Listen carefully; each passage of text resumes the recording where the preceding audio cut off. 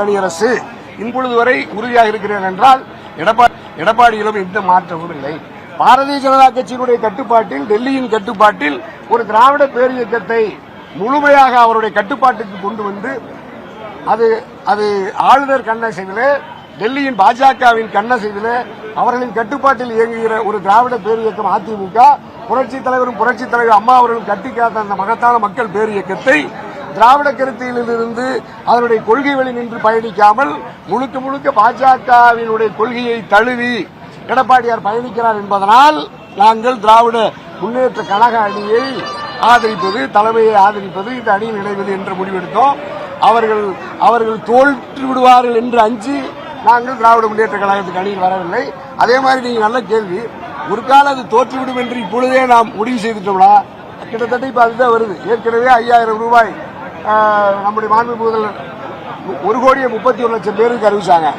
அப்ப அதிலிருந்து தேசிய முற்போக்கு திராவிடர் கழகம் எடப்பாடியோட போகும் இந்தியாவுக்கு போகும் என்று ஆரிடம் சொன்னவர்கள் எல்லாம் ஆச்சரியப்படத்தக்க வகையில் திராவிட முன்னேற்ற கழக அணியில் வந்த பிறகு இப்பொழுது அண்ணன் ஓபிஎஸ், நான் யாருக்காக தொடர்ந்து அவர்களுக்காக வாதாடினேனோ 5 ஆண்டு காலம், அண்ணன் ஓபிஎஸ்ஏ தளபதியை சந்தித்து, முதலமைச்சரை சந்தித்து திராவிட முன்னேற்ற கழகத்திலேயே தன்னை இணைத்துக் கொண்ட பிறகு அண்ணா திராவிட முன்னேற்ற கழகத்தை இனி யாராலும் காப்பாற்ற முடியாது, அண்ணா திராவிட முன்னேற்ற கழகத்தோடு அந்த அணியில் இருக்கிற தேசிய ஜனநாயக கூட்டணியில் இருக்கிற என்டிஏ கூட்டணியையும் முழுமையாக அது வெற்றி பெறாது என்று அனைவருக்கும் நாட்டு மக்களுக்கு தெரிவதைப் போல நாங்கள் உணர்ந்திருக்கிறோம்.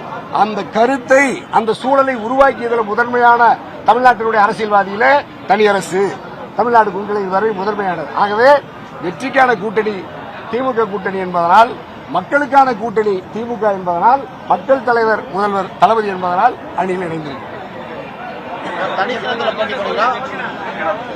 2 தொகுதி கேட்டோம்.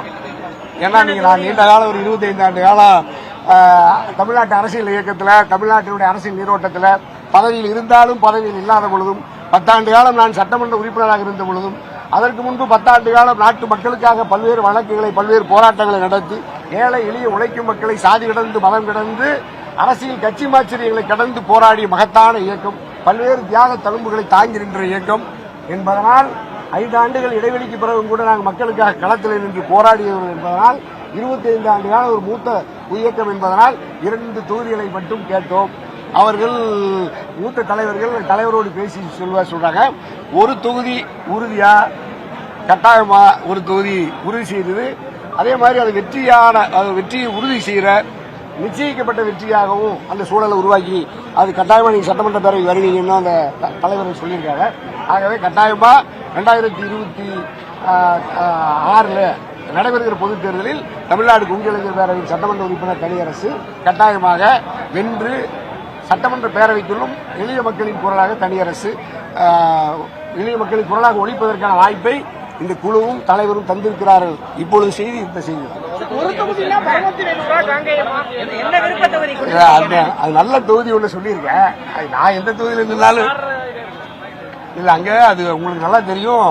திமுக மாவட்ட செயலாளர்கள், ஏற்கனவே இருக்கிற அமைச்சர்கள், இந்த காங்கியத்தில் சொல்றீங்க, அது ஏற்கனவே எங்க சாமிநாதன் ஐயா இருக்காரு, அமைச்சரா இருக்காங்க, முக்கிய பொறுப்புல இருக்காரு, அந்த நெருக்கடி உள்ள இருக்கு. இரண்டாவது, நீங்க சொன்ன மற்ற இடங்கள்லயும் இந்த சிக்கல் இருக்கு. ஒரு 3-4 தொகுதி நான் சொன்ன தொகுதி எல்லாம். ஆனா அது இன்னும் கூடுதலா அவர்களுக்கு நெருக்கடி இல்லாம எனக்கும் வெற்றிக்கு நெருக்கமான, வாக்காளர் பெருமக்களுக்கு நெருக்கமான இடத்துல இருக்கு. நான் 234 தொகுதிகளிலும் தளபதி சொன்னா எந்த தொகுதியிலையும் வெற்றி வர முடியும். நான் நினைச்சா எடப்பாடியிலேயே நின்று வெற்றி வர முடியும்.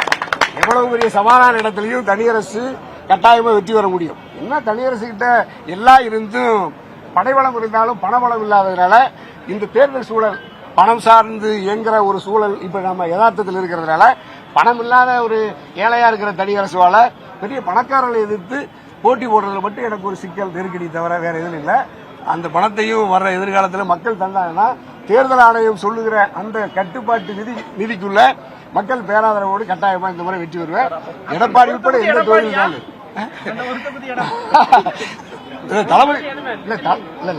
தளபதி ஆணையிட்டால், கேட்டுக்கொண்டால் கட்டாயமா எடப்பாடியிலையும் போட்டியிடுவதற்கு தனி அரசு தயங்க மாட்டேன்.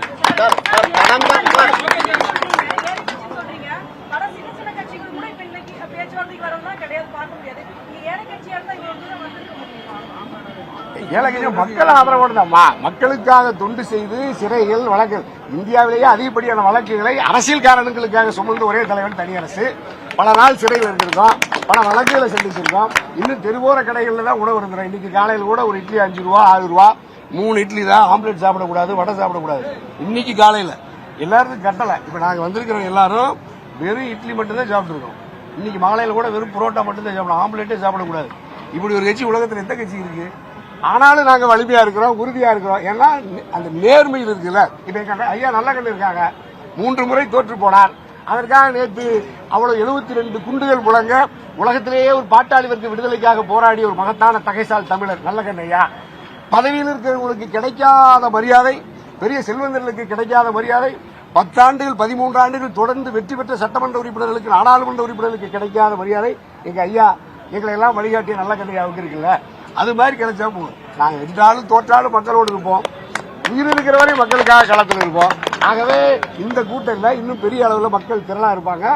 அறிவாலயத்தினுடைய அந்த தத்துவத்தை வெளிப்படுத்துவதற்கு தந்தை பெரியாருடைய அந்த பகுத்தறிவு பாசறையில் வளர்ந்த தனியரசு, தமிழ் இனம் மொழி ஈழ விடுதலைக்காக களம் அமைத்து போராடிய தனியரசு, சாதி சமயங்களுக்கு அப்பாற்பட்டு மக்களை அணி சேர்த்து ஒட்டுமொத்த மானுட சமூகத்தின் அறிவு வெளிச்சத்திற்காக களமாடுகிற தனியரசு, மதத்தின் பெயரால் பாசிசத்தை ஏவி ஜனநாயகத்துக்கு சுதந்திரத்திற்கு மக்களாட்சி தட்டுவதற்கு ஆபத்து வருகிற பொழுதெல்லாம், ரோஹிங்கியாவிலே முஸ்லீம்கள் அடக்கப்பட்ட பொழுது, காசாவிலே குண்டுமலை பொழிந்த பொழுது, ஈழத்திலே தமிழர்கள் குண்டுமலை பொழிந்து கொல்லப்பட்ட பொழுதும் நீதி கேட்டு தெருவிலே நின்று போராடிய இயக்கம் தமிழ்நாடு குண்டிலைஞர் பேரவை தனியரசு.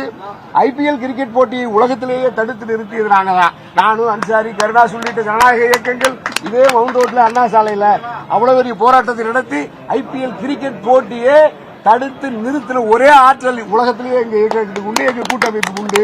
அது காவேரி ஆற்று நீர் உரிமைக்காக, முல்லை பெரியார் ஆற்று நீர் உரிமைக்காக, தமிழ்நாட்டினுடைய எல்லா வகையான ஜீவாதார உரிமைகளுக்காகவும் போராடிய மகத்தான இயக்கம் தமிழ்நாடு உங்களை வர தனியரசு என்பதனால் தமிழ்நாட்டு மக்கள் தொடர்ந்து எங்களை போட்டியிட்ட இடங்களில் எல்லாம் அதிக பெரும்பான்மையான வாக்குகளில் வெற்றி பெற செய்திருக்கிறார்கள்.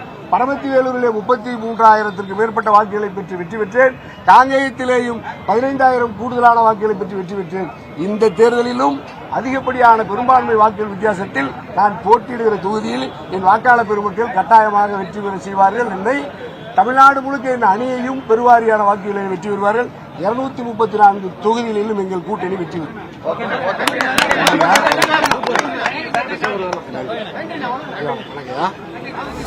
ஏழை கொஞ்சம் காப்பாத்துக்கியா.